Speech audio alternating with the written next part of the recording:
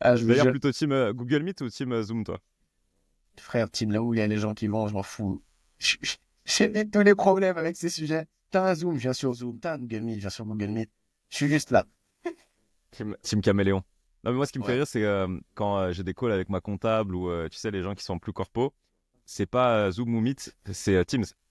Oh, Teams, Ça par me- contre, frère, Teams, par contre, alors, je suis là. c'est un tranquille. Ah, non, ça me saoule. Ah, C'est ouais, moins bien, toujours mais une c'est image ouf. à faire, c'est pas install, c'est moins bien. Je sais pas pourquoi. Mais les corpos, ils aiment trop Microsoft. Ouais, de ouf. De ouf, trop fort Microsoft. Ils ont pris tout le marché et ils l'ont gardé depuis. Ouais. Alright, les gars, aujourd'hui, j'ai pensé à quelques petites thématiques qu'on pourrait traiter. Il y en a une qui me vient en tête, parce qu'en ce moment, tu vois, j'ai refait une petite commande de compléments alimentaires là. Vous pensez quoi du biohacking dans l'entrepreneuriat? Est-ce que c'est surcoté pour vous ou c'est nécessaire? Est-ce que tu peux définir ce que c'est déjà? Mais Qu'on grave. parle Qu'on soit bon sur le terme. Ouais. Par biohacking, tu sais, il y a un peu, il y a eu toutes ces tendances là entre les compléments alimentaires, le fait de prendre X compléments alimentaires, il y a le fait de faire des saunas infrarouges, la douche froide, enfin, tu sais, tous ces rituels un petit peu, tu sais, qui vont dans la mythologie de l'entrepreneur. Genre, tu sais, si tu suis des mecs en ligne, t'as l'impression, tu sais, qu'il y a tout un dogme autour de c'est quoi être un entrepreneur, tu vois. Il y a ce côté presque homme de Vitruve, tu vois, où tu dois faire des trucs très, très compliqués pour enfin, fonctionner à ton plein potentiel. Et Ouais. après, t'as des mecs genre Brian Johnson qui ont poussé ça très, très, très, très loin. Je sais pas si vous voyez de qui il s'agit. Est-ce que c'est le C'est le milliardaire mec qui qui veut veut qui rajeunir? veut- Ouais, c'est le mec qui veut pas Ouais, mourir. voilà, on est tous là. Ouais, ouais. Il est ouf. Merde, gros, laisse-nous travailler. Ah, il pousse le truc loin, hein. Franchement, il pousse le truc loin. Le mec, c'est sa propre, l'auto-expérience. Il a mis des millions d'euros de budget sur 36 000 trucs qu'il a testés. Mais putain, c'est assez dingue. Mais du coup, vous en Enfin, pensez tu quoi, sais que vous, s'il de... craque le truc, il a fait le meilleur investissement de la Terre, parce que ça va vraiment péter sur un Ah marché, ouais? même si j'y crois pas. Ouais, ah bah, je pense qu'on finit tous par mourir. Je pense que c'est un petit peu, tu sais, un souhait. C'est la vie, quoi. Enfin, Après, si c'est tu peux ouais, c'est normal. rajouter 20, 30 ans de ta vie, c'est un Ouais, tiers, grave. Après, quoi. ça dépend. Si tu les rajoutes sur un fauteuil roulant en train de bégayer avec une béquille et t'arrives même plus à parler parce qu'il te reste une chico et que tu manges que de la purée, t'auras pas envie de les rajouter, hein. Ouais, de ouf. Mais après, l'objectif, c'est d'avoir le corps en bonne santé et pleine santé le plus Ouais, mais longtemps c'est possible. ça que je crois pas, parce que quoi qu'il arrive, t'es naturellement dans une... Le corps, il s'use. T'as pas le choix. Mhm. C'est difficile. Après, tu peux rentrer dans les délires d'Elon Musk et là, tu deviens transhumaniste, tu vois. Mais là, ouais, à la limite, mais il faudrait que tu deviennes Terminator. Ouais. Tu sais qu'ils Mais ont, non, mais ils ont Elon Musk, validé hein, il les veut juste, implants il veut juste Ouais. une là. puce, non? C'est pas devenir une Ouais, machine, mais c'est juste une puce Mais lui, dans c'est la le non, tête. mais début. après, oh, frère, c'est le V1. Tu connais. Ouais. C'est comme un SAS. Il y a une petite V1, mais après, t'inquiète, il y a des V25. T'inquiète pas. Ouais, c'est Il y vrai. aura l'upsell bras Terminator, l'upsell courir à 55 km/h. Tu vas avoir quelques petites features en plus. Mais ouais, si on revient sur Voilà. un truc un peu plus terre à terre, parce que là, eux, ils ont poussé le délire à l'extrême. Vous pensez quoi Mais un peu de cette mouvance du biohacking, de l'optimisation, de la suroptimisation? Est-ce que vous avez un avis un peu là-dessus? Est-ce que vous-même vous mettez des trucs en place pour être plus productif et performant? Baptiste, tu Je te laisse commences. répondre, Massif. Putain, ok. Putain, mais deux gentlemen ensemble, ça peut pas marcher. Tous les podcasts, c'est du Déjà, deux contre un, Massy. ouais, t'es ouf. Déjà, c'est pas grave, j'aime bien me faire matraquer. Putain, j'aurais pas dû dire ça, gros. Allez, Nano, allez, hop, encore un de plus. Non, en vrai, moi, je suis particulier là-dessus. Un, Mhm. il faut avoir un équilibre de vie. Ça, c'est une certitude pour être productif. Tu es quand même beaucoup moins productif si tu as dormi 3 heures par nuit toute la semaine que quand tu as une bonne nuit. Maintenant, je suis un peu vivant. Ça se ressent. Déjà, même quand on ne me connaît pas, ça se voit. Non pas parce que j'ai un petit bidou qui s'est formé après les années, et parce que j'aime le sport quand même, mais surtout parce qu'en réalité, je pars du principe que quand tu commences à tout contrôler, tu ne plus rien. Parce que le surcontrôle, ça enlève justement, enfin, ça fabrique des robots, quoi. Et la réalité, c'est que, ben, les compléments alimentaires, ouais, pourquoi pas, why not? J'ai pas dit que c'était mauvais. Il y a des gens qui souffrent de carences, etc. Et en réalité, on ne devrait pas souffrir de carences, mais je partirais plutôt du principe qu'il faut mieux bouffer, tu vois. Mhm. Première chose. Ok. Maintenant, cas exceptionnel, il y en a qui n'arrivent pas à ingurgiter certaines choses, etc. C'est super pour eux. Il n'y a aucun sujet. Deuxième sujet, après, je n'irai pas m'envoyer 25 pastilles tous les matins. je fais un one-shot cul sec. Je les ai vus, dont tu parles, dont on t'ira les noms. Et je serai pas comme eux, tu vois. Franchement, je vais me faire une bonne grosse chouchoukas baharabbi, comme on dit chez moi. Et c'est très bien comme ça, d'accord? Avec des bons gros œufs, une bonne bouffe, même un peu de pain. Tranquille. Ce qui compte, c'est qu'après, j'aille les cramer. À la salle. Ouais, je sais que ça se voit un petit peu, mais arrêtez. Complimentez-moi pas trop dans les commentaires. Je reprends le sport, là. Il était grand temps. Mais je vais plutôt être partisan du sport réel, plus que du biohacking pur. Parce que pour moi, après, ça rentre dans la tendance où ça devient un extrême et ça n'est plus une passion. Et dès que c'est plus une passion, t'enlèves la tangente kiffance. Et je suis pas fan de dès que tu kiffes plus. Et puis, il y a des trucs qui doivent être un peu moins organisés. Parce que là, moi, je suis gentil, je te parle que de la pilule, mais tu les connais, frère. À 23h22 et 33 secondes, je suis dans un bain à 34 degrés. Ensuite, d'un coup, je me shotte avec des glaçons. Puis, à minuit 3, uniquement, je me mets une musique relaxante et douce pour pouvoir m'endormir afin de préparer mentalement mon cerveau à reposer correctement sur une nuit de sommeil de 8 heures et 4 secondes. D'affaires, ça m'intéresse pas. Il y a des fois, je vais pas dormir parce que la soirée, c'est de la frappe. Et c'est très bien comme ça. Parce que ça va me redonner de l'énergie sur d'autres dynamiques dont j'étais en manque. Et en réalité, je pense qu'il n'y a pas que le corps, il y a aussi le mental. Il faut essayer d'équilibrer les deux à la fois. Yes. Ok. Eh ben, écoute, Bat, qu'est-ce que t'en penses, toi, du biohacking? En soi, Il s'en bat les couilles. Je m'en fous. non, c'est en vrai, j'ai testé des trucs. C'est-à-dire, genre, par exemple, prendre une douche un peu froide le matin, pas un bain glacé à 5h du matin, mais une petite douche à 8h30, histoire de me réveiller avant de commencer mon boulot. Ouais, ça, carrément. Prendre de la créatine et des protéines et avoir un apport calorique parfait, oui, ça y Ça, joue. c'est bien. Bien dormir, c'est la base pour la récupération, pour la concentration, pour tout. Mais oui, aller dans des délires où ça va trop loin, c'est trop. En fait, au début, quand tu commences l'entrepreneuriat, tu te dis, vas-y, j'ai envie de ressembler à ce genre de mec-là. Après, tu te dis, bah, c'est pas possible ou c'est pas fait pour moi. Et il y a des gens, là, je pense notamment à Charles, notre setter manager. Je pense qu'il est vraiment, enfin, il est balèze là-dedans. Il fait des bains froids tous les matins, etc. Et c'est un Il se style baigne de dans des vie rivières en hiver, à la ouais, montagne. dans des Mais tu sais que ça, ouais, par contre, c'est bien c'est- pour le corps en soi. Ah Ouais, non, mais ouais. c'est archi bien. Mais t'as déjà essayé de tenir plus d'une minute? Non, vas-y, frère, c'est pas pour moi. Moi, j'aime le bain chaud. Mec, c'est l'enfer. Moi, frère, le matin, je me baigne dans ma piscine. Voilà, tu vois, on n'est pas dans le même thème. À 30 degrés ou 35. Ouais, il faut qu'elle soit chauffée, hein. Mais sinon, ça passe pas bien. Mais d'ailleurs, Putain. depuis qu'on a fait le podcast la semaine dernière, T'as pris 8 mecs? en fait, je me baigne dans ma piscine. Non, je te jure, je me baigne dans ma piscine tous les matins. Et je Ouais, mais pense ça à fait toi, du bien. Massi. Mais je t'ai dit, ça fait grave du Je me bien, dis, en vrai, non? Massi, il est trop intelligent, en fait. Euh, Et C'est que oui, ça, oui, on m'a souvent en dit. vrai, ça- Il y a que moi qui y crois pas. Non, mais je kiffe. En fait, ça te permet de prendre du recul et de dire, OK, ma vie, elle est belle et tout. Et t'as encore plus de niaque pour aller défoncer ta journée. Et Bah, tu vois, franchement, c'est j'aime ça que je beaucoup. disais. Ouais. En fait, Mentalement, c'est si cool t'es de une... te détendre aussi, en fait. De pas être une Ah, mais machine. 100%. Tu prends genre 15-20 minutes pour toi. En fait, je le faisais dans ma douche, mais j'ai une piscine. Donc, autant le faire à la C'est piscine, cool. quoi, tu vois. De ouf. Ah, j'aime bien. Voilà. Ouais, on est un peu alignés, lui et moi. Et toi, William, est-ce que tu seras l'antagoniste de cette conversation? Puis après, on va t'en L'antagoniste. foutre plein la gueule. Ouais. Allez, vas-y, je sors mes petites pilules. Non, après, c'est pas dire que Non, c'est pas bien. J'ai pas dit que c'était pas bien, encore une fois de plus, mais il faut que non. ce soit Mais raisonné, tu vois. j'ai un avis sur ça. Et justement, j'ai un avis proportionné, on va dire. C'est-à-dire, je Ouais. pense que c'est intéressant dans certaines mesures, mais il faut pas tomber dans le dogme où tu te retrouves à avoir une morning routine qui dure plus longtemps que ta journée de travail, parce que ce qui te rendra le plus productif, c'est juste de travailler plus. C'est pas d'avoir Ouais. X rituels. Tu vois, genre le mec qui se réveille, il prend sa douche froide, il médite pendant 1 heure. Ensuite, il va manger ses 12 pilules. Après, il va faire sa marche et il va se positionner à 40 degrés par rapport à la position du soleil. Bah, frérot, ça t'a pris déjà 4 heures. C'est 4 heures où tu aurais pu travailler. T'as pas fait ça pour devenir plus productif. T'as fait ça pour trouver une excuse pour pas faire ce que tu devais faire.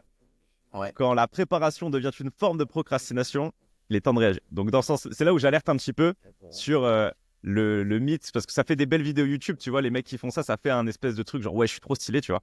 Mais ça a ses limites. Je pense qu'il faut trouver ce qui marche vraiment pour toi et le 80-20, tu vois, encore une fois. Euh, plus important, c'est le sommeil. Et moi, je sens tout de suite, dès que je manque de sommeil, là, pour le coup, c'est un truc que je traque, tu vois, un truc de biohacker. J'ai la petite bague. Je crois que bah, tu l'as aussi, Ouais, je l'ai. La ring. La Oura Ring. Ouais. Ouais, pour tu vois, traquer le sommeil. Et je le vois, en fait, c'est drôle parce que quand tu corrèles les données, les moments où tu es vraiment, genre, pas excellent, tu te rends compte, bah oui, je dors 5 heures par nuit, tu vois, depuis une semaine. Ouais, Logique, tu vois, d'accord. au bout d'un moment, c'est normal que ça fonctionne pas au niveau où j'espère que ça fonctionne. Donc Vous ça, je voulez le fais. savoir ce que Vas-y, m'a dis. dit du coup le truc de la nuit dernière? En gros, on me dit, vous avez dormi assez longtemps, mais votre sommeil paradoxal a été court. Vous aurez peut-être des problèmes de créativité et de résolution des problèmes aujourd'hui. C'est-à-dire, j'ai Ah, pas alors assez c'est vrai. dormi. Journée de merde. Et après, c'est vrai que ça peut te conditionner un petit peu de lire ces trucs-là parce que du coup, tu te dis, ah, mais oui, non, mais là, aujourd'hui, je vais pas faire des trucs compliqués parce que la Oura, elle m'a dit, tu vois, faut pas que ça devienne non plus. Faut C'est que ça soit un ça. Exactement. indicateur, mais Il faut faut pas que que ce ça soit devienne toi le ton leader de maître non ta plus. vie et que ouais, voilà, c'est ça. C'est à Ouais, ton mais service t'es si t'es pas à obligé son d'être service. biaisé. Moi, dès que Ouais. Maoura elle me dit, attention, là, t'as pas assez dormi, je me dis, putain, mais je suis crevé et tout. Et intuitivement, je vais me dire, ok, c'est normal, c'est parce que j'ai pas assez dormi. Et je fais tout le Ouais. temps cette même erreur. Donc, J'ai une blague de merde. Si vous voulez, je la lâche. Vas-y. Moi, j'ai une Mario Drink. Elle me lève et j'ai pas le choix. T'as pas C'est d'information. simple. Il n'y a pas de. C'est l'air. Point final. Et Ah, bizarrement, putain. t'es quand même au rendez-vous. Ouais. Fatigué ou pas, ça rattrape les. Tu sais, il y a une dose Ah, là, d'adrénaline que t'as pas avec la aura. c'est ça. La Aura, t'as la petite. T'as le cortisol, ah putain, j'ai pas réussi à faire cette journée. Tu regardes de l'autre main, tu te dis, ah, celle-là, Il va falloir que tu y arrives. va falloir que j'y arrive. Va falloir que j'y arrive. Ça te sort de ta condition, tu vois. Donc c'est bien d'avoir les deux, Ah, je carrément. pense. Un qui fait qui rêve Ouais, et l'autre qui te ferme ta gueule et fait. Ouais. exactement. Ouais, et après, dans les autres trucs, je prends quelques petits compléments. Mais honnêtement, je trouve que ça fait un petit plus, mais c'est minime. Tu vois, c'est pas genre Ouais. le. C'est un petit plus. On va dire que ça arrondit les angles. C'est pas ce Tu qui fait vois, que t'es genre, je devenu prends. CR7, quoi. On est d'accord. Il y a un Ouais, de vrai ouf. sujet En fait, mental. c'est purement du mental. Et après, il faut réussir à mettre les conditions pour ton mental pour qu'il s'exprime de la meilleure façon. Donc, le truc le plus important, c'est le sommeil. Le sport aussi, je trouve qu'il y a une grosse différence. Une ouais. journée où tu vas t'entraîner, tu sais, entre les hormones et tout, ça bouge au niveau de ton corps. Après, c'est vrai que tu as l'impression d'être beaucoup plus dans l'état de la machine et de réussir à accomplir plus. Mais voilà, après, dormez bien, faites du sport, tu vois, c'est les conseils, c'est les mêmes conseils que Et ton mangez daron bien. pouvait te donner il y a 20 ans. Ouais, et bien manger aussi, ouais, c'est Parce que super vraiment, quand important. tu manges mal, tu sais, ta tête, j'en ai vu. Ah, tu le sens Euh, de ouf, On a, de ouf. on a tous fait la grosse pizza, le tacos, le kebab du midi. Eh, t'as pris ta frappe à 13h, t'as envie de dormir. C'est comme tout le monde, c'est normal, t'as mangé trop de calories. Et trop de sucre, Ouais, ouais. et trop de mauvaise graisse. Et si tu manges bien, bizarrement, par contre, t'es en forme. Ah ouais, grave. Mais en soi, ça se résume à ça. Tout le reste, c'est, on va dire, Donc, c'est du bonus. Vous C'est faites du un jeûne ou bonus. pas le matin? Moi, je bah, mange pas le bah, matin. moi, je fais gagner du Ah, mais temps. Je mange pas le matin non plus. Du tout. Ok, J'aime pas, de toute façon. je bois ok. que du Comme ça, café. c'est. Ouais, Ouais, Je moi moi bois aussi. aussi. trop Mais de café, pas par au contre. réveil, j'attends une petite heure. Ouais, c'est Ah toi ouais? qui as raison. Ouais, Ouais, mais là, c'est c'est jamais toi bon le café au matin. De toute façon, j'aime pas naturellement, donc moi j'ai de la chance, tu vois. Mais j'ai appris que c'était pas bon en plus de ça. Et si tu veux que j'aille plus loin que ça, je jeûne le lundi. Souvent, je vais jeûner des jeudis aussi. Après, ça, c'est parce que je suis musulman, que j'aime bien faire des jeûnes supplémentaires. Et après, j'ai le jeûne du ramadan tous les ans, tu vois. Mm. Et la réalité, c'est que c'est C'est vrai, bien, ouais. ça te rééquilibre de ouf. Ouais. Ah, mais c'est bien. En vrai, dans toutes les religions, normalement, tu avais une période de jeûne. Parce qu'il y a ce côté purge aussi intérieur. Donc, c'est une bonne chose. Mais c'est vrai que moi, c'est pas quelque chose que je Ouais. fais. Je devrais le tester peut-être. Bah, tu sais que pour le corps, même si on parle pas de côté religieux, mais ne serait-ce que jeûner quelques fois, c'est recommandé déjà de un, parce que ça règle tes organes, ça les force à aller chercher dans des trucs, à enlever le malsain et à épurer l'intérieur qui est propre. Et tu devrais le faire parce que je te jure que ça va te mettre dans un état. Bizarrement, tu vois, tu parles de productivité. Et à contre-courant de ce que on dit depuis tout à l'heure, quand c'est ramadan, je suis productif de dingue. Ok. Ouais, Genre, c'est les moments où je suis le plus productif de toute l'année et tout. Ouais, parce que bah, t'as de la comme le clarté mentale matin, en plus. quand tu fais un Ouais. jeûne intermittent, tu t'es ultra productif la matinée et après tu te pètes le bide. Après, moi, je suis en prise de masse, donc si tu veux, vraiment, à chaque fois que je mange, je me pète le bide à en vomir. Genre là, j'ai un peu envie de vomir. Je Tu viens de manges combien de terminer fois de par manger. jour? Tu fais un one meal a day? Non, je mange que Ok, deux fois par jour. Et à chaque ok. fois, je suis obligé de me prendre 1500 calories dans le bide, quoi. Faut aimer manger, c'est tout. Ouais, faut aimer. Ouais, courage. Là, c'est à vomir. Merci. C'est quand c'est de la Merci. Les gens se rendent pas compte. Ils croient que c'est pas beaucoup, mais de la bonne bouffe, à ingurgiter de la vraie bonne bouffe saine, ça Ouais. fait une Ouais. très grosse assiette, d'accord? Je vous mets un Ouais. défi de vous mettre 1500 brocolis devant la gueule avec des escalopes bien grillées, vous allez voir, ça va vous faire mal, hein. Non, parce qu'il y en De a ouf. plein qui Ouais, savent de pas ouf. ce que ça représente, tu vois. Parce que ça aussi, tu vois, on parlait des réseaux tout à l'heure. T'as les mecs qui font des défis à 10 000 calories. À d'autres. Va les bouffer, toi, dans une seule journée déjà. Après, tu manges plus de la semaine. T'as envie de mourir. Ah ouais. Ah, mais surtout que là, enfin, c'est un autre sujet, mais je trouve que c'est un peu débile de ce type de. Tu sais, c'est comme les concours de bouffe de hot dog aux Ouais. États-Unis. Genre, quel intérêt? Tu vois, je comprends pas le délire. La Enfin, surenchère. bref. Sur un autre sujet, mais complètement grand écart, les gars. Ouais. C'est quoi vos pires histoires de recrutement? Parce que le recrutement, c'est un thème qui est important. Massy, on en parlait un petit peu en off. Après, on citera pas de nom, évidemment, on va anonymiser tout ça. Mais c'est un vrai sujet de scaling, le recrutement. Un bon recrutement, ça peut avoir des conséquences formidables pour la boîte, mais un mauvais recrutement, ça peut en avoir des très graves. Est-ce Oui. que là, tu as une petite histoire comme ça d'un mauvais recrutement, ou même ton avis sur le recrutement et Ouais, j'en ai plein. vas-y. Baptiste, je te laisse l'honneur si tu veux. Parce que je suis gentleman. Mais j'ai plein d'idées si tu veux. Ça ne dérange pas. T'as plein d'idées? Moi, Ouais, j'ai j'ai une trop de trucs. mini-anecdote Vas-y. assez drôle. J'ai voulu recruter un setter il y a plusieurs années pour une boîte de yoga. Et donc, j'ai commencé à recruter à Madagascar. La pire erreur. Le mec, il comprenait rien. Le mec, il faisait des fautes d'orthographe partout et tout. On a eu des très, très mauvais retours. Donc, j'ai été obligé de le virer. Ça, c'est la seule. En fait, j'ai vraiment appris de ça et je me suis dit, ok, bon, là, je recrute que des mecs smart, même s'ils vont me coûter plus cher. Ça va forcément avoir un impact positif pour la suite. Ouais, Ok. c'est intéressant. C'est dur de virer la première fois ou pas? Si c'est bien fait et si t'as mis les règles au début, non, en soi, non. Et si t'as pas trop d'attache là-dessus. En fait, Merci. le plus dur, je pense, c'est de virer quelqu'un que t'affectionnes particulièrement, où t'as passé du temps avec la personne, que tu connais, par exemple. Si tu montes un business avec un pote et que le pote, il te rejoint, là, de le virer, je pense que c'est vraiment très compliqué. Mais une personne que C'est tu as bien. embauchée, où tu as mis des règles, où tu as affiché, tu vois, un KPI très précis qui doit atteindre sur une période de test, là, de dire, bon, ben, ce sera pas possible de continuer, là, je pense que c'est OK. C'est assez intéressant, j'aime bien. Je te dis ça parce que ça va me faire un pont et que j'avais envie d'un pont. Et c'est plus simple et c'est 100% pour être aligné aussi avec ce que disait William. On a parlé recrutement. Moi, je dis souvent que le recrutement, c'est d'abord de la prépa. Mais le problème, c'est Mhm. que 90% des boîtes se focus sur le profil. Mais en fait, il y a d'abord ce que tu dois lui apporter à ce profil. Parce qu'il faut être très conscient de ce que tu peux donner à qui, de comment tu dois l'onboarder, de lui donner vraiment toutes les armes pour pas qu'il arrive avec le couteau entre les dents et tout nu sur le champ de bataille, parce que forcément, ça se passera mal et que tu auras tendance à croire que c'est de sa faute, mais c'est de la tienne. Donc d'abord, dans le côté recrutement, moi, ce que j'aime dire, c'est qu'il faut être responsable, mais ownership fois 1000. Mhm. Bien préparer le rinté, pour être sûr qu'en fait toutes les conditions sont réunies pour savoir si le profil qui est en face de toi a une courbe de progression suffisamment intéressante par rapport à tes besoins en fonction de ta phase de croissance. Encore une fois de plus, le problème du recrutement, c'est aussi souvent que tu as des gens qui vont recruter la bonne personne pas au bon moment ou la mauvaise personne au bon moment. Ça veut dire quoi? Mhm. Ça veut dire que parfois, tu as une boîte qui se structure et tu as besoin d'avoir des exécutants. Et les exécutants, c'est pas des thinkers. Et c'est très bien comme ça. Le monde est ainsi fait.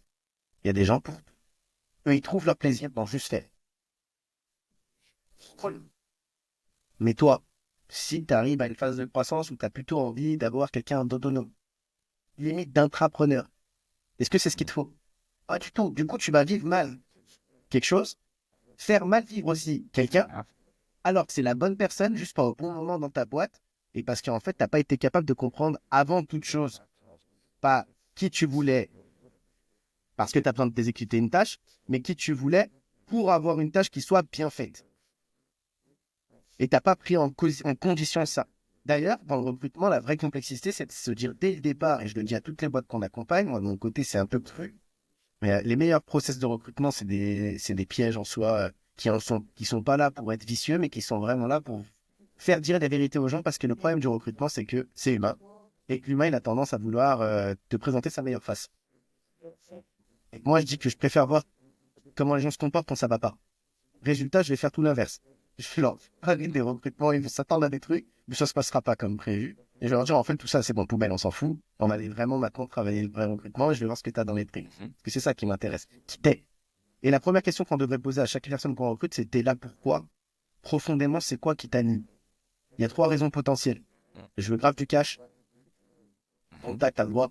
Je veux de la reconnaissance professionnelle, sociale. Donc, t'as le droit. Il n'y a aucun jugement. D'accord?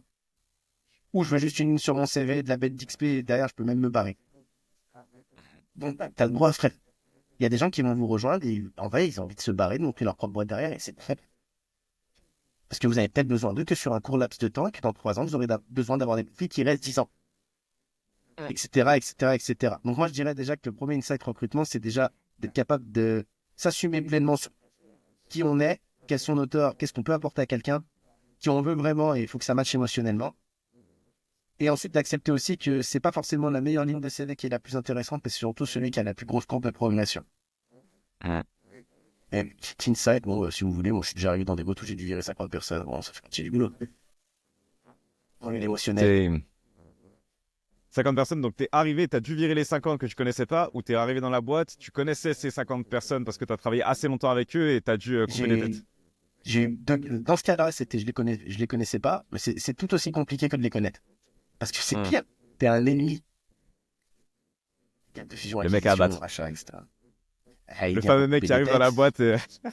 Moi, je prends les finances, je vois que ça va pas. Il y a quasi une grande partie des collaborateurs qui sont dans l'inaction totale. Et la réalité, c'est que ceux qui ont été virés l'ont été pour leur bien, même si au début, c'est difficile à accepter. Souvent, quand tu es en train d'être dans une boîte, il y en a trop qui ont tendance à végéter. T'es pas heureux, casse-toi. Moi, je suis le premier à le faire. C'est-à-dire que quand je suis pas bien quelque part, je pars. Je sais que c'est dur à assumer, c'est dur à accepter. Et par contre, attention, j'invite tout le monde à le faire dans les règles de l'art, avec respect, avec capacité à en discuter. Et j'invite tous les chefs d'entreprise à être capables aussi de faire des concessions, d'accord, et de pas être le connard du dimanche qui vire les gens comme des malpropres, parce que c'est des humains, d'accord? Ils ont des vies, et juste de prendre vos responsabilités, parce qu'en fait, s'ils partent, c'est aussi peut-être qu'on a une part de responsabilité, qu'on a mal anticipé, que le côté managérial n'a pas été bien fait. Bref, chacun est responsable, mais j'invite tout à chacun, en fait, à comprendre une chose, c'est que dès que tu prends plus de plaisir, faut arrêter. Il n'y a rien de pire que d'aller à reculons quelque part, et puis la vie, elle est trop courte pour être gâchée.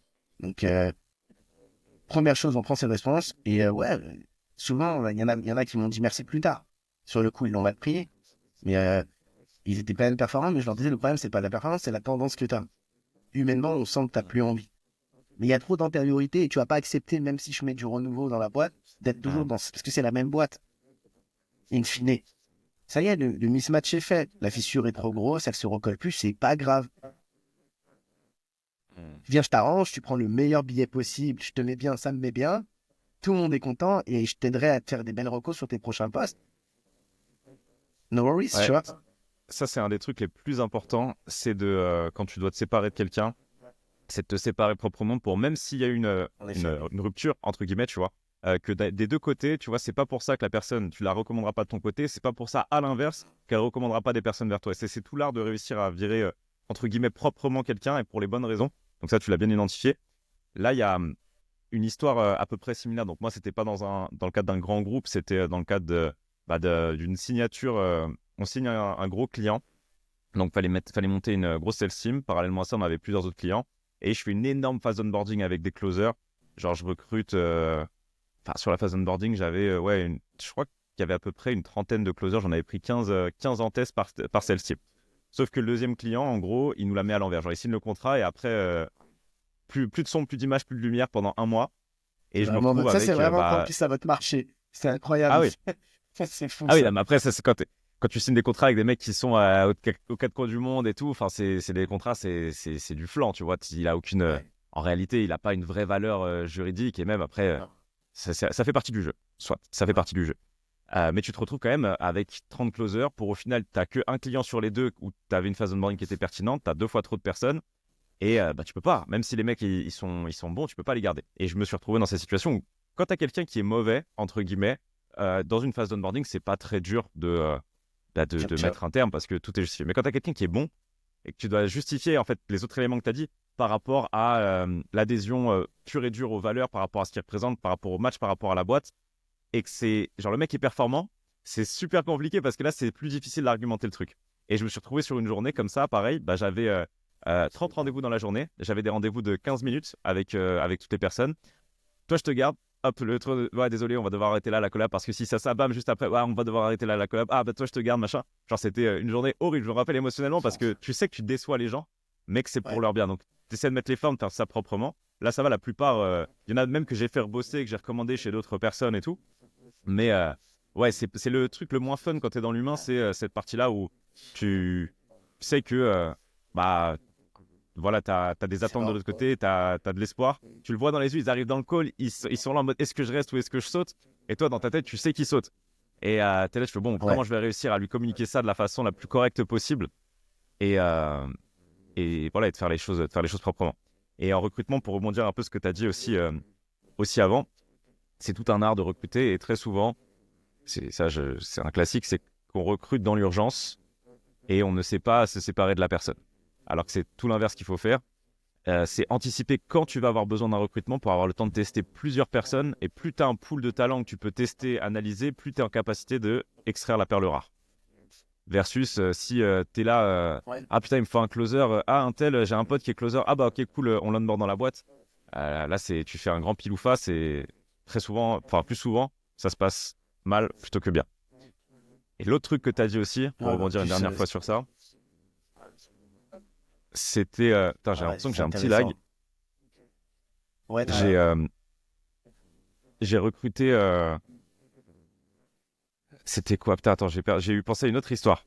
Parce que en mauvais recrutement, j'ai aussi un truc qui est propre à notre marché.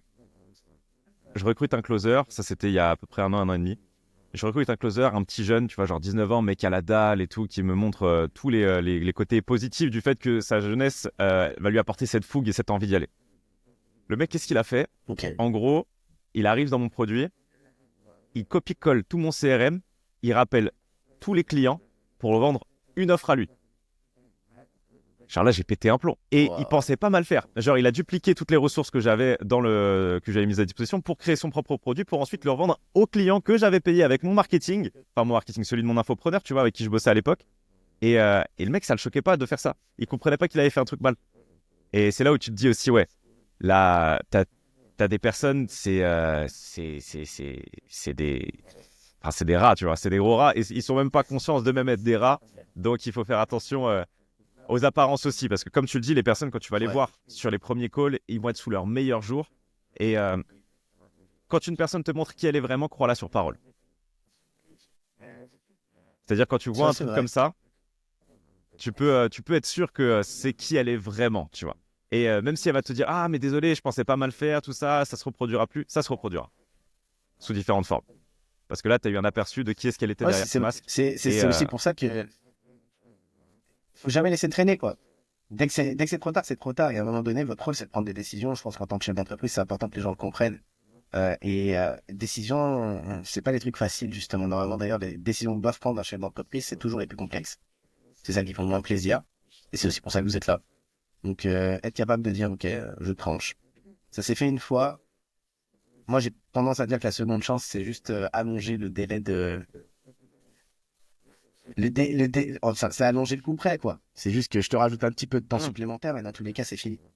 Il y a un truc aussi en recrutement, je sais pas si vous le voyez dans votre marché. Vas-y. Tu peux en parler si tu veux. Quelqu'un qui est bon, ça se voit tout de suite. Quelqu'un qui est mauvais, ça se voit tout de suite. Quelqu'un qui est moyen, ça se voit tout de suite. Quelqu'un de moyen, il devient jamais extrêmement bon. Quelqu'un de mauvais, il devient jamais extrêmement moyen. Et quelqu'un de très bon, il finit jamais mauvais. Donc en fait, il faut apprendre à aussi prendre des décisions très rapides. Moi, j'ai tendance à dire qu'au bout d'un moment, on sait déjà à qui on a affaire. Et que ça enlève aussi cette complexité émotionnelle qu'on peut avoir qui se crée et qui se noue que dans le temps. Prenez des décisions rapides.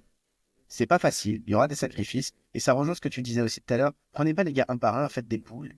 Recrutez un collectif, créez un esprit de compétition. Moi, j'ai plein d'agences, tu vois, dans mon secteur, c'est toujours pareil. Ils veulent déléguer des trucs, puis ils prennent un par un.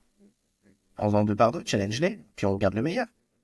Ouais, mais imagine que l'autre il est bon et celui derrière il est moins bon. Bah, on s'en fout, on a eu le meilleur des deux. Et celui de derrière, bah, c'est pas grave, il sera en compétition contre d'autres gens. Le marché est assez profond, etc. Enfin, prenez pas des gens un par un. C'est vraiment un truc à pas faire et que tout le monde fait. Je sais pas pourquoi. Ouais, parce que les gens, je pense, surestiment leur capacité à avoir un jugement absolu, alors que le jugement le plus fiable, c'est le jugement relatif. Ouais, exactement. Dans l'absolu, vous savez rien de la personne que vous avez vue, vous n'avez pas vécu avec elle, vous savez pas tout ce qu'elle vous cache, donc ça sert à rien d'imaginer. C'est bien de mettre en compétition, ça a des risques en plus. Ouais, et c'est beaucoup plus simple, tu vois. Genre, si je te fais goûter 3 plats, directement, tu vas savoir lequel t'as préféré et pourquoi. Si je t'en fais goûter qu'un seul, et tu dis, est-ce que c'est le meilleur plat que t'aies jamais mangé ou pas, tu vois. Genre, c'est beaucoup plus compliqué de prendre un référentiel absolu plutôt que de prendre un référentiel relatif où tu peux comparer. C'est cette comparaison-là qui va te donner les talons, en fait, de où est-ce qu'il se situe, en fait, sur l'échelle de valeur. Donc, C'est ça. ouais. Et c'est pour ça que tous nos recrutements maintenant, même avec Bat sur les closers, je vais jamais recruter un closer par un closer. Je vais toujours prendre un gros pool, je vais les tester, je vais réécouter les appels de manière relative. Et je vais très facilement savoir qui est-ce qui se démarque par rapport à l'autre. Même si de manière absolue, je sais déterminer aujourd'hui c'est quoi un bon closer d'un mauvais closer. Mais quand tu les Oui. mets en compétition, tu arrives à le savoir. Pareil pour des setters, pareil pour tout un tas de postes aussi. Tu vois, tu peux imaginer ça pour des monteurs, par exemple. Tu as besoin de monteurs, bah, tu leur files le même rush et tu vois ce qui sort. Et là, très facilement, tu arrives à dire, ouais, bah ça, c'était le meilleur montage. Alors que si tu prends juste un mec au hasard, il te fait un montage, tu te dis, ah, je sais pas, peut-être qu'il va pouvoir s'améliorer. Tu vois, il y a tout ce truc-là, quoi. Moi, j'aime bien dire que Enfin dès qu'il y bon, a un peut-être, c'est déjà trop tard, comme ça au moins. ouais, ouais. Mais c'est un vrai sujet, hein. Le recrutement, c'est compliqué. Parce qu'il y a moi, il y a deux choses qui sont super importantes pour moi dans un recrutement. Il y a les valeurs de la personne, fondamentalement, enfin, qui elle est et ce qu'elle sait faire. Et ses compétences pures et dures. Et j'ai tendance à souvent valoriser un peu plus le caractère pur de la personne, parce que les compétences, ça peut s'affiner et s'ajouter, versus les compétences qu'elle a, et elle est bonne, mais derrière, elle a une attitude de merde qui correspond pas du tout aux valeurs. Enfin, tu vois, une personne qui est pas loyale, elle peut pas s'entraîner à devenir loyale. Impossible, elle ne sera jamais, c'est comme ça. C'est sa composante personnelle. C'est tout. Exactement.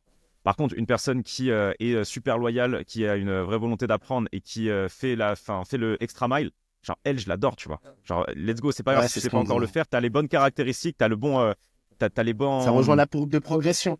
Ouais, T'as le en bon, fait, en fait, le human fit, il prime sur le hard skills, tu vois. Si on devait simplifier. exactement. Exactement. Et après, tu as aussi ce que j'ai bien aimé tout à l'heure, tu as parlé du paradigme entre la personne qui est juste exécutante pure et dure, où tu lui demanderas rien de plus que des tâches très simples, versus celui qui aura des enjeux plus stratégiques, où il devra penser, voilà, réformer les choses. Tu vois, créer les systèmes, Oui. réformer les choses. Tu peux pas avoir le même recrutement. Et même si la personne, là, dans ce cas-là, elle a la bonne culture, il faut aussi qu'elle ait les bonnes compétences en plus. Ouais. Mais c'est aussi ce qui fait que c'est pas le meilleur vendeur qui finit meilleur head of sales, que c'est pas le meilleur délivreur qui finit meilleur head of 100%. performance, etc. C'est que c'est deux métiers différents. 100%. Ouais, de ouf. Ouais, c'était. De ouf. Ok, les gars. Qu'est-ce que j'avais noté pour aujourd'hui aussi? Ouais, il y a deux thèmes qu'on peut rapidement travailler. Euh, Là, tu vois, on parlait du potentiel de croissance d'un individu dans sa capacité à pouvoir être performant dans ton organisation. Maintenant, on est tous les trois dans le scaling, donc nous d'infopreneurs avec Baptiste principalement et toi en tant qu'agence avec du B2B. Comment toi aujourd'hui tu arrives à estimer le potentiel de croyance d'un client? Tu vois, quand De tu as le client croissance. en call par exemple, comment tu arrives justement à te dire, tiens, ce mec-là, je sais que je peux l'emmener là. C'est quoi les marqueurs qui te permettent d'établir ça? Ah, ça, c'est assez simple. Un, le human fit, comme dans le recrutement. Si ça fit pas, je m'en fous. Il y a d'autres boîtes qui peuvent aller voir et c'est très bien comme ça. Pourquoi? Parce que moi, mon vecteur croissance primaire, principal, c'est ma réputation. D'ailleurs, toutes les boîtes devraient surplomber leur réputation sur toute leur prise de décision. Ça leur éviterait pas mal de déboires à venir. Souvent, un client insatisfait, c'est un client mal sélectionné aussi. Donc, je suis très intransigeant là-dessus, très relou. Et j'ai pas de problème à mettre des portes quand je joue le vigile de ma propre boîte. Et c'est comme ça que je suis sûr que derrière, on a 100% de satisfaction. Hmm. Ça, c'est la base. Donc, le human fit. Deuxième chose, moi, dans mon secteur particulier, parce qu'on aide les agences et les studios B2B, il y a aussi quelques prestataires de services à étiquette. Hmm. Donc, c'est intéressant. Et que il y a des choses un peu plus. Sur les prestataires de services, je suis plus relou, parce que c'est des activités plus classiques. Donc, il faut vraiment qu'il y ait une ADN particulière pour que ça me chauffe. Mais en gros, bah, tu vois, le côté sélectif, il me semble même quand je t'en parle. Mais en gros, tu vois, c'est pas une relation. C'est une relation où il y a de la sélection au point final. C'est comme ça que ça fonctionne bien. Il n'y a que comme ça qu'on peut apporter de la performance. Il faut être intransigeant envers soi-même pour avoir le droit d'être exigeant avec tes clients. C'est une première chose. Seconde chose, évidemment, est-ce qu'on fit ou on ne fit pas, parce que pire, il a le droit de pas m'aimer. Je leur dis dès le départ à chaque call, en fait, t'as le droit de pas me kiffer, t'as le droit de me dire, mais si, en fait, c'est bon, ça passe pas ouf. J'ai une personnalité particulière, j'ai aucun problème avec ça, je l'affirme, je montre qui je suis pleinement, montre-moi qui t'es pleinement, ça match tant mieux, ça match pas, c'est pas grave, il y a d'autres gens. Et je t'en recommanderai même avec plaisir, ça me dérange pas. D'accord? Ça permet de filtrer dès le départ. Et ensuite, surtout, moi, je vais analyser quelques KPI de tendance de croissance qui me permettent de voir si, déjà, on est dans la bonne direction, et aussi si on a la bonne personne en face. Donc là, on rentre dans le plus concret de quel est son... Enfin, première chose, c'est quoi son niveau de compétence? Est-ce qu'il est réellement capable techniquement d'apporter une plus-value sur son marché? Ou est-ce que c'est juste un parmi tant d'autres qui n'a pas vocation à pouvoir exploser et qui doit d'abord continuer de se former, d'apprendre? Parce qu'il y a des gens qui sont pas faits pour péter tout de suite, mais qui pèteront demain. Et c'est très bien comme ça. Deux, quel est le positionnement sur l'entreprise? Comment il l'a imaginé? Et pourquoi il a fait les choses dans ce sens-là? C'est quoi la backstory? Parce qu'on achète toujours vous avant de produire vos services, donc je préfère voir quelle est l'histoire et sa congruence, plutôt que de regarder la boîte en soi. Parce que la boîte, on peut la changer. On peut la faire péter. Mais avant, ce que t'étais, qu'est-ce qui t'a amené jusque-là, ça je peux pas, je le change. C'est ce qui t'a créé. C'est ce qui fait ce que t'es. Donc c'est important de regarder ça pour créer une congruence et voir si potentiellement je peux vraiment positionner un unfair advantage particulier qui va permettre de péter sur un marché que je connais par cœur. D'accord? Et troisième compétence, bon, on avait le côté technique, on avait le côté human, on avait le côté backstory. Et la dernière chose que je veux, bon après c'est assez simple, c'est de voir quelle est sa capacité à pas avoir d'ego. Parce que j'appelle ça no ego for bingo, c'est la devise de chez Stratco, comme ça c'est très clair.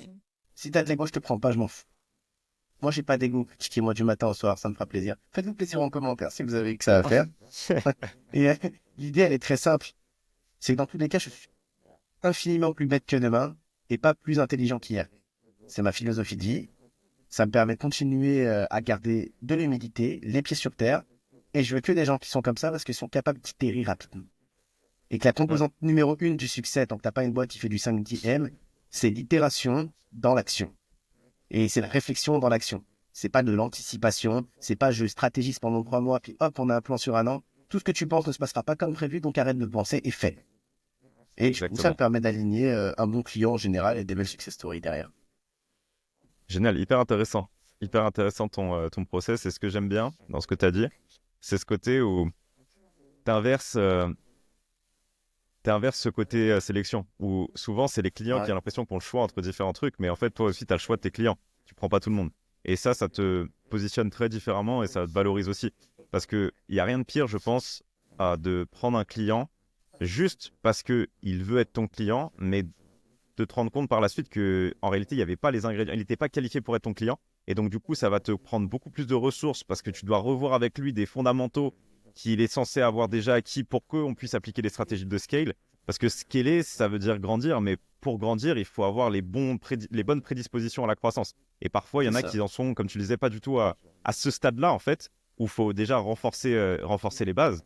Et nous, typiquement, avec BAT, on a eu sur la toute première bêta, des personnes qui étaient en pleine refonte totale de leur offre, de leur boîte. Donc, il n'y avait pas encore vraiment de market fit. Mais là, tu prends trop de risques à vouloir scale parce qu'en fait, il faut déjà avoir ton product market fit qui est validé à un minimum. Nous, sur le marché infoprenarial, on estime que c'est à peu près quand tu fais à peu près 10 000 euros par mois sur un infopreneur, hein, j'entends. C'est très différent d'une agence. 10 000 euros par mois sur une agence, je pense qu'ils ne peuvent même pas prendre un call avec toi. Mais franchement, le bon market fit, il arrive à 20K. Le vrai market. Sur une agence, ça veut dire, en gros, c'est un fric qui a commencé à s'entourer et qui a trouvé vraiment sa bonne offre, mais qui n'est pas la bonne. Hein. Il n'a pas le bon positionnement, il doit faire ses itérations. On peut considérer qu'il a réussi son début de go-to-market, il a envie de le go-to-market à ce moment-là. C'est la même chose sur les infopreneurs, sauf que moi, je mets ce filtre un peu plus bas. Ça veut dire qu'à 10 000, j'estime que voilà, si tu es sur un produit à, on va dire autour de 1 1 500 euros, tu fais une dizaine de ventes par mois, tu as mis une stratégie en place, tu as un tunnel d'acquisition, enfin au moins un tunnel d'acquisition qui fonctionne à peu près, tu as quelque chose qui peut être passé au crible et qu'on peut améliorer à tous les niveaux. Par contre, le mec qui fait une vente à 1 500 euros par mois ou autre, non, t'as pas du tout craqué le code encore. Donc, même si nous, on vient, on met nos stratégies en place.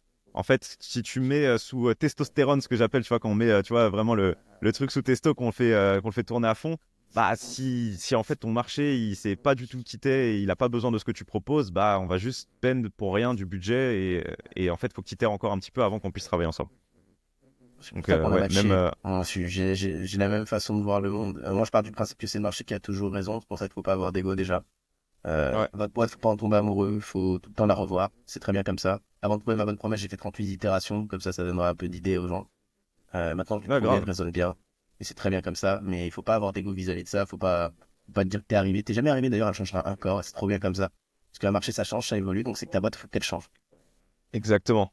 Exactement. Et de toute façon, les boîtes, tu as plein d'histoires comme ça sur des très grosses boîtes qui ont raté les pivots parce qu'ils n'ont pas écouté le marché. Tu prends Kodak, par exemple. Alors, putain, bah, Kodak, ils c'était font vraiment. les rois de la photo. Ils n'ont pas voulu faire le pivot sur le numérique, ils ont voulu rester sur ça. Bah, Surtout fallait que, pas avoir des actions enfin, Kodak en 2003, en si 2004. tu connais la vraie histoire, tu sais que c'est un ancien salarié à eux qui avait eu l'idée de le faire et qu'on a refoulé et qui a monté, je crois que c'était Nikon, du coup, concurrent Ah ouais? direct, qui a C'est ça pris tout l'histoire? le marché. Ouais. C'est un ancien Ah, salarié. incroyable. Incroyable. C'est Mais, incroyable. mais ouais, il y a plein de. Enfin voilà, le fait de savoir pivoter en s'adaptant au marché, toujours être à l'écoute de son marché plutôt qu'à l'écoute de son propre dogme, c'est trop, trop important. Et Mais c'est dur à faire. j'avais cette. C'est pour ça on le rabâche, tu vois. Ah, C'est dur à faire. Faut ouais, l'accepter. c'est pas évident. C'est pas évident parce que c'est faire preuve d'une grande humilité et c'est pas toujours facile quand tu es dans cette logique d'atteindre un certain succès. Tu vois, il y en a qui se. Tu sais, enfin, dès que tu fais quelque chose et que ça marche, ça le fait une fois, deux fois, trois fois, quatre fois, cinq fois, au bout d'un moment, tu as presque l'impression d'être tu sais, le Cristiano Ronaldo du business. Tu vois, genre le mec qui se dit, ouais, tout ce que je touche, ça se transforme en or et tout, je suis un monstre. Et en fait, tu développes un excès de confiance et cet excès de confiance, c'est en général un des ingrédients des plus grosses chutes qu'on a pu voir en termes de business. Ouais, Donc, t'es ouais, jamais rester arrivé de toute façon. à ce terme. Exactement, Ouais. t'es jamais arrivé. Et t'as toujours un mec qui fait mieux que toi, tu vois, dans le business. Au début, tu sais, tu te dis, ah putain, c'est cool. Tu vois, par exemple, moi, un objectif que je m'étais fixé au tout début, quand je me suis lancé dans le business en ligne, le closing et tout ça, je me suis dit, ouais, le jour où je fais 10 000 euros par mois, Ouais. incroyable, c'est bon, La base c'est 1. fini le jeu.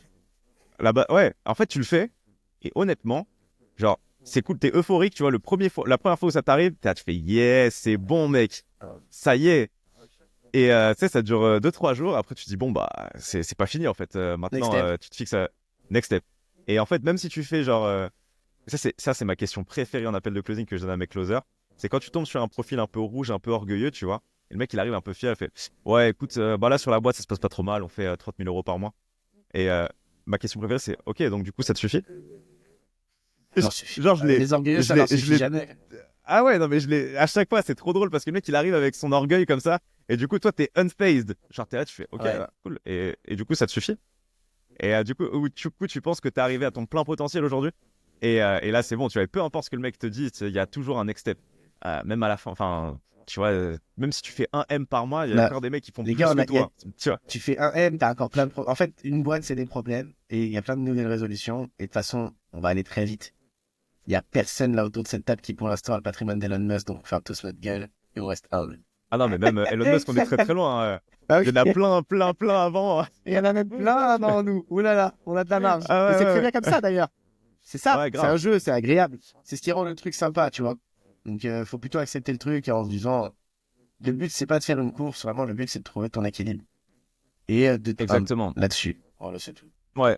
Et c'est exactement ça. Exactement ça. Comme Et ce qui est Baptiste. excitant. Ouais.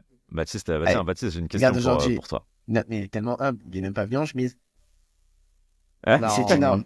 mais, La mais semaine semaine pro, oui. dernière, j'ai trop fait, c'est pas Ah, bien, je c'est risque de vrai. frustrer. J'avoue que ça commence à se développer. Je vais rester humble aujourd'hui, tu vois. Ça, c'est une La preuve Sur prise de ce, masse, il y a ouais. un vlog. Les gars, il y a un vlog qui sort bientôt là sur la chaîne YouTube. Je monte mes Non, gros pecs. magnifique. Aïe, Ah là aïe, là, aïe. ça va être cool. Ah d'ailleurs, on s'est structuré un peu sur la partie content là avec Bats. Ouais. On va tester. Parce qu'en fait, c'est ça le paradoxe, c'est que toi, comme nous, Massy, t'es avant tout, t'es business first et enfin dans le sens où ton expertise, c'est pas de faire des vidéos, c'est de faire Ouais. ce que tu fais pour tes clients, c'est de scaler des boîtes. Nous, c'est exactement la même chose. Sauf que à notre époque, c'est trop important d'être présent, de développer sa marque personnelle dans les opportunités que ça va te permettre d'avoir, même dans les clients que ça va te permettre d'avoir. Aujourd'hui, il faut réussir à contrebalancer. Tu peux plus. T'en as encore qui arrivent, mais tu peux pas être basé 100% que sur de l'ad. En termes de profitabilité, il faut que tu aies une base d'organique, plus de l'ADS et que ça soit un cercle vertueux. Et dans ce sens-là, on avait commencé la chaîne. D'ailleurs, c'est comme ça que tu nous as connus à la base, avec nos pauvres vidéos qu'on faisait avec zéro skill de montage, tout ça. On a posté des trucs très basiques. Ouais, mais elles étaient bien deep. Elles prouvaient l'intelligence réflexionnelle et tout ce qui allait derrière, tu vois. C'était cérébral, c'était cool. Ça prouve aussi. Et puis elles étaient cool. Comme vous. Sont vous-même, quoi. Ouais, bah, c'est à notre image. Mais on s'est dit, tiens, on va pousser le cran. On a pris donc une monteuse. C'est drôle, on a une team 100% féminine d'ailleurs. On a une monteuse, une media makeuse et une ça me fera du bien. ICM. Ça faut changer un peu. Il y avait trop, ça met trop de l'énergie un peu là. féminine. Ouais. Mais du coup, on va tester un peu ça. On va tester. Girl power. Ouais, mais on va tester un peu ça. On va voir ce que ça donne là sur l'échelle de quelques mois là. Mais ouais, là, c'est enjeu 2025, c'est se professionnaliser autour de la création de contenu. Et tu vois, hier, genre, justement, chercher de l'inspi, j'ai passé une bonne partie de mon après-midi sur YouTube à regarder des mecs qui font des contenus relatifs au business, tu vois. Et je me suis dit, putain, mais tout le monde fait la même chose. Genre là, il y a vraiment... franchement, c'est boring de ouf, YouTube. Ça m'a saoulé. C'est grave boring. Sur notre niche, c'est hyper boring. Tout le monde est une copie d'une copie d'une copie d'une copie. C'est-à-dire que t'as des acteurs américains, entre guillemets, du marché. Tout le monde copie les acteurs américains du marché. Ensuite, t'as les mecs qui copient la copie de la copie. Et t'as en fait ce truc de tout le monde se copie. Et c'est là où je me suis pris la tête et je me suis dit, ok, on va garder du content très, très niché, très beau fou. Mais j'ai envie qu'on arrive avec... genre, ça manque du touche artistique, je trouve. Tu vois, ça manque le côté en fait, un peu chaotique, dionysiaque. Ouais, exactement. Il manque la folie. 100%, mec. Et il y a beaucoup cette notion de posture, tu vois, où... et ça, on l'a tous fait parce que qu'est-ce qui va faire cliquer les gens? C'est quand tu as des trucs exceptionnels. Donc, tu vas mettre en avant, tout le monde met en avant ses résultats et c'est basé que sur c'est du make money pur et dur. Comment faire pour faire un max En gros, toutes les vidéos, c'est comment j'ai fait pour faire un max de thunes. Copie et tout le monde te dit, ouais, mec, copie. Et nous, les premiers, on a utilisé ces leviers-là. On prend que des résultats. Mais que des trucs vrais. C'était écrit clickbait. C'est normal, il y a des trends. Ouais, et là, il y a une vidéo de Théo Lyon, je sais pas si tu l'as vu, sur les surentrepreneurs. Incroyable. Genre, je l'ai vu sa vidéo. C'est un début. Ouais. Bah, en fait, Théo, je trouve qu'il a ce positionnement un peu, tu sais, à la fois business, mais philosophique autour du business. Là, il a mangé tout Nietzsche cette année et ça se ressent. Parce que tu as vraiment des trucs qui ressortent et qui sont super intéressants conceptuellement.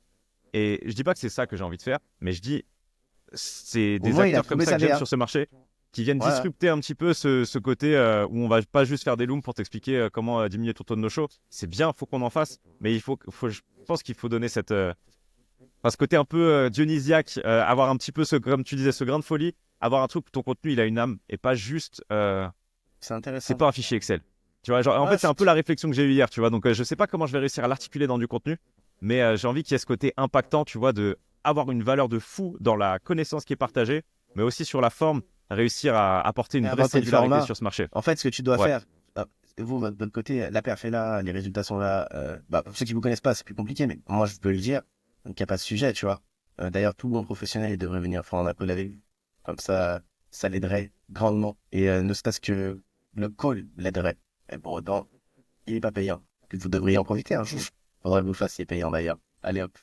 Ça c'est dit. On le fera. C'est sûr on que le fera un jour peut-être. Je dis ça parce que pour l'instant, c'est encore William et Baptiste qui vous prennent en call, et pas leurs équipes. Donc profitez-en. Un jour, ce sera différent. Mais maintenant, à toute proportion gardée, tu vois, moi aussi, je suis en train de travailler mon content pour début 2025 parce que du coup, j'ai pris une équipe créa. Content, nice. etc. Pareil que vous. A envie les mêmes choses, quoi. C'est sympa. Et je suis dans cette dynamique. Moi, le problème, j'ai pas de problème à ajouter de la folie. Bon, je pense que ça se voit.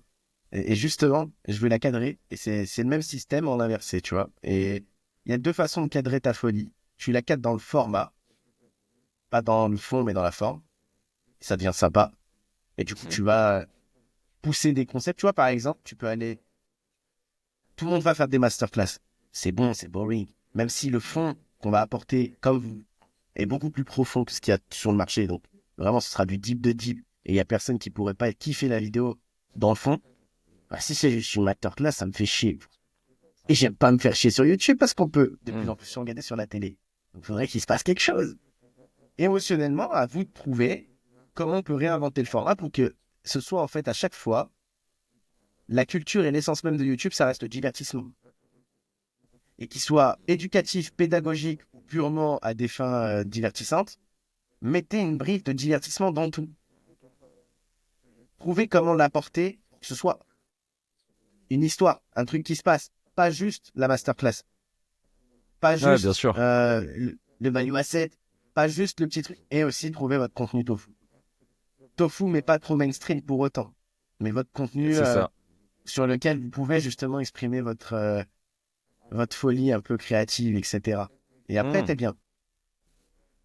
Ouais. Et bah, tu vois, c'est tout l'objet de la réflexion hier, là. Et je pense que il en manque. Enfin, sur le marché français, on n'a pas beaucoup de mecs qui ont cette singularité. Parce que le format qui a été un peu, bah, comme tu dis, le format un peu de value asset, bah, c'est Mathis qui l'a popularisé en francophonie. Tout le monde s'est mis à faire ça, mec. Et genre là, dans mon algo, genre j'ai plein de recommandations de mecs qui font genre T'as 16 fait vues. l'erreur de cliquer une fois, t'es mort. Ils ont Ah ouais, 16 vues ouais. et ils vont te dire comment faire 400 cas par mois. Ouais, ouais. Et t'as enfin, tout le monde fait la même chose. Tout le monde fait la même chose. Et en fait, comme tu le dis, c'est très boring. Et il faut retrouver même, tu vois, sur le tofu et sur le mofu, réussir à amener genre un côté artistique, un côté où, tu vois, tu regardes ça, tu te dis, wow, putain, la vidéo que je viens de voir, elle m'a mis une gifle, tu vois. Ouais. Cette réflexion-là, je l'ai eu juste après la vidéo de Théo parce que elle m'a vraiment mis une gifle. En termes de montage, il a vraiment pris une équipe, ça se sent, tu vois, il y a un effort qui est fait sur le montage. Et genre, la vidéo, elle m'a appris vraiment, sincèrement, quelque chose. Parce que, genre, elle m'a fait ressentir quelque chose. C'est ça le terme que je cherchais. Il J'ai faut de appris et j'ai l'émotion. ressenti quelque chose. Ouais, Et voilà. là, l'enjeu, c'est ça, c'est de réussir à apprendre aux gens, on sait le faire, mais apprendre à faire, enfin, faire ressentir quelque chose aux gens, en plus de leur faire apprendre quelque chose, là, t'as craqué le code. Ça, c'est vrai. Mais ça veut dire que tu as nécessité, en général, plus de travail artistique sur tes vidéos. Ça prend du temps et il faut le faire. Mais pour ça, Ouais. faites des concepts. Parce que quand tu travailles au moins dans un concept, ce que tu peux faire, c'est que le premier format, même s'il est cool, il est forcément infiniment moins bien que celui que tu feras dans le même type de concept dans 50 formats. Ouais, C'est là où tu grave. commences à te prouver, tu vois. Bah, tu prends Théo, il avait commencé à se faire des petites pensées philosophiques à l'arrache au coin de la Bleuta, au bureau à la messe. C'était moins ouf, c'était très bien, dans le fond. Mais il a apporté de plus en plus, il commence à trouver la forme. Et là, le concept, ouais, il s'articule et il évolue. Il y a Ouais, cette fameuse des bisous. itération dont on parlait tout à l'heure. Des bisous à Théo que je connais très bien, voilà, vous le savez. Mais voilà, Yes. comme ça c'est. Yes, yes. Tiens, bah, d'ailleurs, on est presque. Est-ce qu'on veut rester sur un format qui dure à peu près 1 heure là ensemble pour que ça soit digeste et qu'on apporte à chaque fois, à chaque semaine, du lourd? Tu débarques dans un pays inconnu, tu peux pas utiliser ton réseau, t'as zéro capital et t'as 30 jours pour faire un maximum de cash. C'est quoi ta stratégie, Baptiste? Tiens, J'ai on zéro va cash. pousser le truc. T'arrives, tiens, tu débarques en Afrique du Sud. Tu connais personne là-bas, tu peux pas du tout utiliser les personnes que tu connais en termes de business à travers tes réseaux. Genre vraiment, t'imagines, tu débarques, faut que tu pètes le game en 30 jours. C'est quoi ta Euh, j'ai stratégie? Quelles compétences tu utilises? j'ai zéro argent. Alors, je dois vraiment T'as zéro survivre. capital.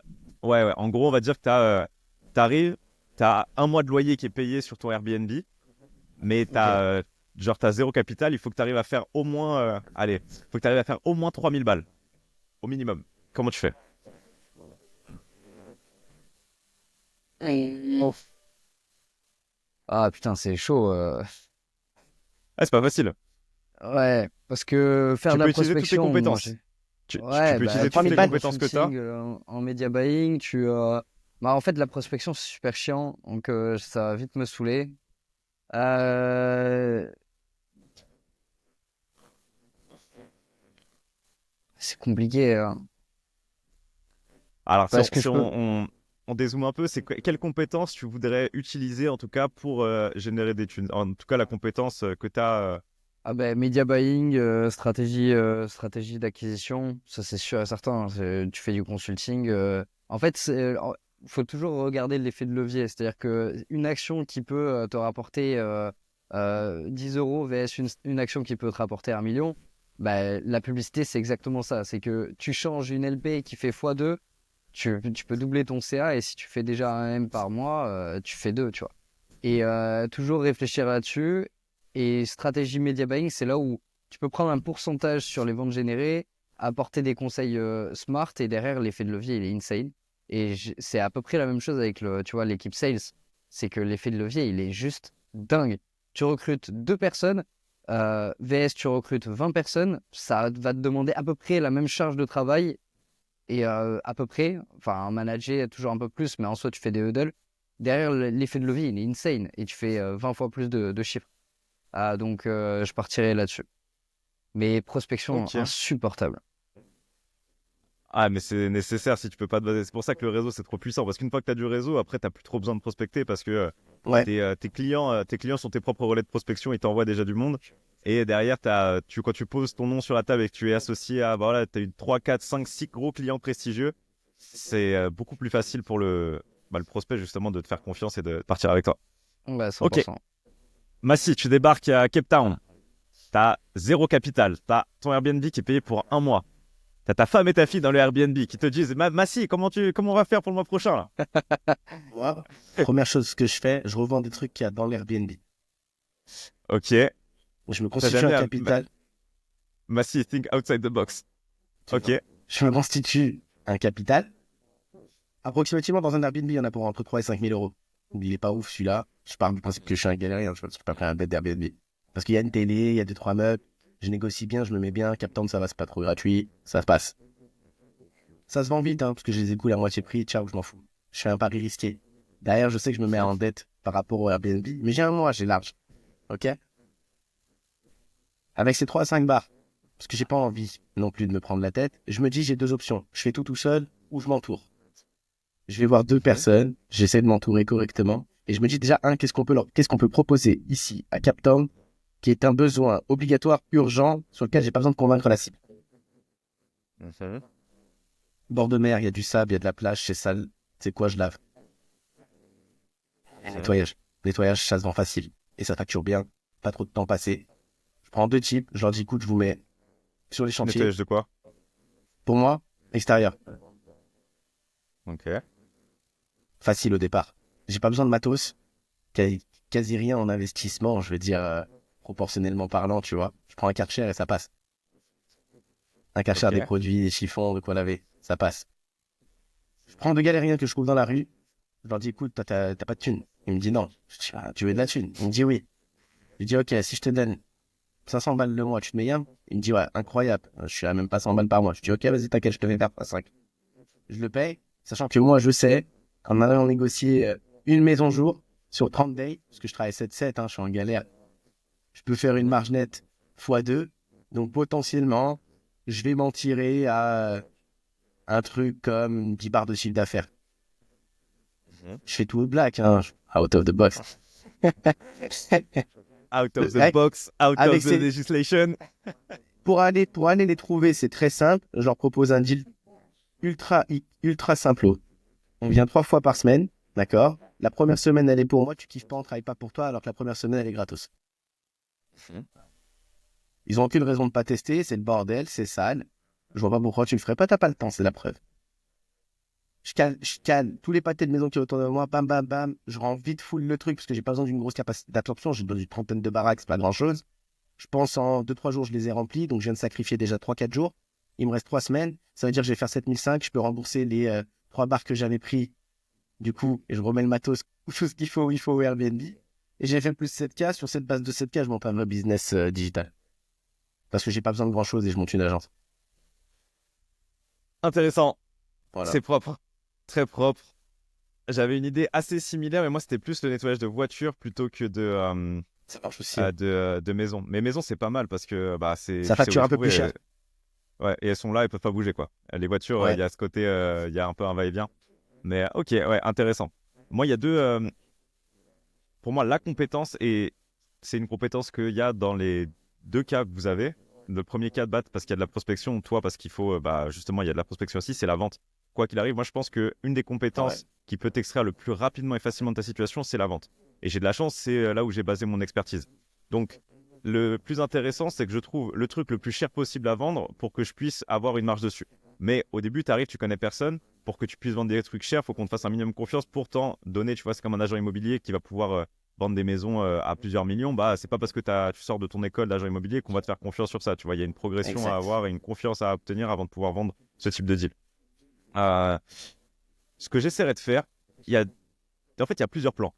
Il y a un plan, dans tous les plans, il y a de la vente. Un plan, c'est un peu à la Gary Vee, c'est de flipper les choses. Donc, je vais te piquer ton idée de vendre un truc dans son appart pour avoir cette première somme de départ. Et après, je vais sur l'équivalent de Craigslist à Cape Town ou un truc. Je trouve des deals à chaque fois et j'essaie de flipper à chaque fois le truc pour aller chercher du capital. Le problème de ça, c'est que c'est assez lent au démarrage et sur un mois, t'es short plus term. exposé. T'es short term, donc t'es plus exposé au risque. C'est pour ça que j'avais cette première idée, moi, de proposer du nettoyage de voiture. Tu te cales à côté d'un centre commercial. Les gens, il y a un gros passage de voiture et tu proposes de faire l'aspiration de la voiture, enfin bref, la remise en entretien pour pas cher. Et tu dis à la personne que, au niveau de l'offre, tu lui proposes de garer son véhicule à sa place, de le laver et que la prochaine fois qu'elle revient, elle a moins 50% sur le deal qu'elle a eu la première fois. Comme ça peut encourager à faire du recurring et que s'il réfère quelqu'un, il a carrément gratuit son deuxième passage dans 2 semaines ou un truc comme ça. Bref, tu essaies de trouver une offre qui permet de créer du recurring et de créer un effet où chaque client te ramène un autre client. Et ça te permet peut-être pas de faire 10K le premier mois, mais ça te permet de survivre. Et après, Oui, toi, les mais DP mec, qui étaient très smart, tout le temps que tu as passé à faire ça, tu aurais juste pu signer un infopreneur, tu closes pour lui, tu montes sales manager et derrière tu fais 10K par mois. Enfin, Ouais, genre, ouais. on voulait Bah, partir en fait, out of nos compétences réelles. On a dit qu'on ouais, était en ouais. galère. Ah, Ouais, mais ouais, attends, Sinon, bien sûr. sinon, même moi, Non, je mais joue mon ordi, tu vois, et je monte une agence. Mais oui, mais du coup, Ouais. les gars, la question c'était genre, on part avec Oui, c'est zéro vrai que j'ai pas fait. compétence. Non, Ouais, non, mais je suis t'as les parti du... compétences. Mais je voulais qu'on parte sur un business en dur, entre guillemets, Ouais. plutôt qu'un truc online. Parce Ah que ben, le truc les online, gars- en fait, les peu gars. importe où t'es, tu le fais n'importe où, tu vois. Ok, moi je vous le dis, j'ai jamais gagné ma vie autrement que sur Internet en signant des Ouais, clients. c'est normal. J'ai jamais gagné un seul centime comme ça, donc je veux pas être en C'est mode trop bien. entrepreneur où je vais faire Bah du justement, c'est trop bien. Ouais. Mais je kifferais, en Enfin, fait, en vrai, je kifferais, mec. Donc, pas aller nettoyer des voitures pour 20 balles, hein, ça, c'est pas, c'est pas ce que je kifferais faire. Mais avoir un vrai. Les gars, je plaque tout, j'arrête. J'ai eu l'épiphanie, let's go. Let's go récurer des caisses. Mais non, avoir un vrai business en dur. Parce que je trouve que c'est un vrai charme comme d'avoir ton affaire, tu vois. Genre, c'est peut-être, ouais, de je fou. sais, Ouais. Non, genre, c'est avoir ton, Moi, genre, j'avoue, je ton suis un bête de resto. restaurant. Ouais, ton voilà, Ouais, c'est bah, le resto, ton restaurant, beach club. juste, j'aime bien. restaurant, Quand les gens ils viennent te voir, tu les invites chez toi, tu vois. Ça passe bien. je t'invite au restaurant. Ah, mais bien, Mais ouais, c'est c'est le T'arrives, problème. t'es le roi, t'es le En king. fait, moi, ce qui me manque, sincèrement, quand je suis là tout le temps dans mon bureau, derrière mon écran et solo. tout, c'est que je rencontre pas assez de personnes. Alors, heureusement que j'ai des amis et tout, mais j'ai envie de sortir, de rencontrer des gens, de serrer les mains, Ouais. et, Les et restaurants, genre c'est juste de incroyable. dire. Ouais, et même, tu fais plein de rencontres, les gens y reviennent, tu peux faire des business. En fait, si tu allies les deux, digital plus resto, C'est incroyable. tu rencontres des gens de fou, tu fais un réseau de malades et derrière, tu peux le signer sur une autre boîte en digital. Donc, je trouve que c'est Ouais. le meilleur des deux Ah, de mondes. ouf.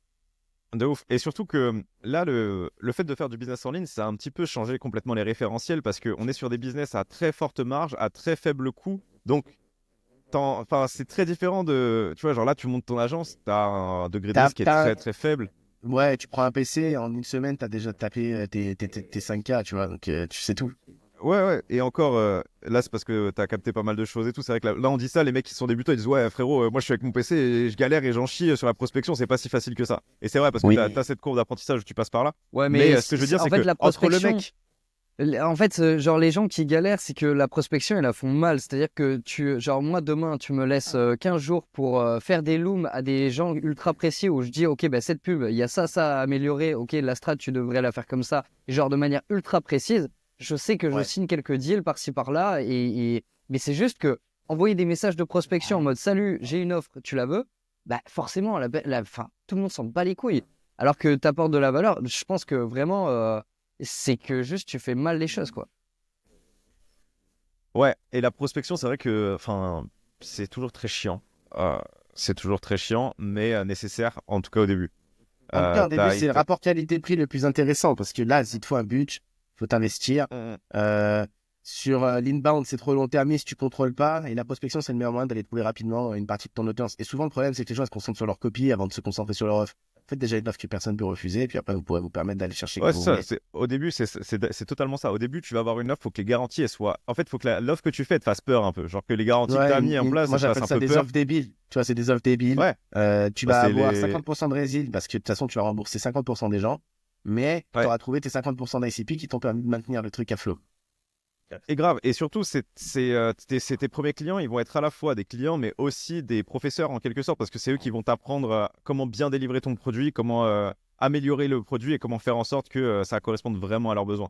Chose que Bah, souvent, très souvent, et on en revient à cette confrontation au marché, très souvent, les personnes qui veulent lancer des business ou autres, ils sont dans la suranticipation de qu'est-ce que pourrait vouloir mon marché et tout. Bah, la meilleure façon de le savoir, tu prospectes un gars, tu lui vends ton truc et tu valides avec lui. Enfin, tu vois, tu lui poses des questions sur exactement. ce dont il a besoin. Mais ouais, tout simplement. Tout ça pour vous dire que, en soi, à entreprendre un truc dans le dur, te prendre un gros crédit dans la gueule, avoir une grosse pression, mal dormir la nuit, parce que ça, c'est un autre type d'entrepreneuriat qu'on connaît pas Ouais, nous, parce qu'on a quand même, on a des enjeux, mais on a moins de risques on va risquer. directs. On est moins On risqué. a, on a zéro risque, les gars. C'est complètement insane. Et même ton business, il ferme, t'as Et- encore l'ordi. Mais ouais, Ça va? t'as encore les compétences, t'as encore le réseau, t'as encore ton... C'est Enfin, quand même incroyable le business digital. Quand tu le fais intelligemment, Ouais, c'est le levier du siècle. Hein. ah, grave. Et ça te permet ensuite de te positionner sur d'autres opportunités. Et après, le truc, c'est que le business digital, il est il est moins risqué, mais il est beaucoup plus compétitif parce que tu as zéro barrière à l'entrée. Tout le monde peut se lancer là-dedans. Du coup, il y a une haute compétition et il y a une exigence d'être le meilleur. Et quand tu es le meilleur sur ton marché Oui, digital, ouais, tu pètes tout. Mais c'est ce paradoxe-là. Alors que tu vas sur des business en dur, quand tu regardes le business sense des mecs qui sont dans le business en dur, tu as tes mecs qui. Tu te dis, mais comment tu peux avoir un business qui tourne avec toutes les incohérences et les incompatibilités qu'il y a? Parce que comme c'est beaucoup moins compétitif, dans le sens où il y a beaucoup plus de barrières à l'entrée, le niveau des mecs, il est parfois assez aléatoire. Par contre, je pense que exactement. si tu prends un mec du business en ligne qui s'est battu pour dominer son marché et tu le fous sur un business en dur parce qu'il a le capital, là, je pense qu'il peut faire du très, très, très, très sale. Ouais, du moment qu'il arrive à comprendre comment fonctionnent juste enfin, les parties partenaires, réseau, distri, parce que c'est là où ça Ouais, rentre. C'est le seul truc, c'est la seule composante qu'en général dans le digital, ils n'ont pas l'habitude de gérer. ouais, parce que ouais, tu as des fournisseurs, enfin voilà. C'est autre chose que de payer des abonnements à Loom et d'autres logiciels, quoi. Là, tu C'est as des ça. vrais fournisseurs, pas des fournisseurs de services. Mais en vrai, ça se gère bien quand t'as quelqu'un qui a fait déjà les choses solides, c'est pas compliqué. Mais en vrai, ouais, je suis assez d'accord avec vous. Mais d'ailleurs, de toute façon, on va assister à ça. La majorité des gens qu'on voit dans le digital aujourd'hui vont partir de plus en plus à créer des choses dans le dur. C'est déjà le cas avec les influenceurs, youtubeurs, tout ce qu'on veut. Et ça va continuer. là, c'est déjà le cas. Ouais. Ouais, exactement. Messieurs, ça fait 1h07. On va pouvoir se dire à la prochaine. Je crois que tu as une grosse journée, Massy. Même nous, là, Ah ouais, faut qu'on enquille dans 7 minutes. ouais, pareil. Ciao, Je ciao. vais enchaîner. Prenez soin de Ciao, vous, les l'équipe. gars. Et on se Ouais, retrouve la semaine gros. pro. Ouais, Ouais, gros. Ciao, les gars.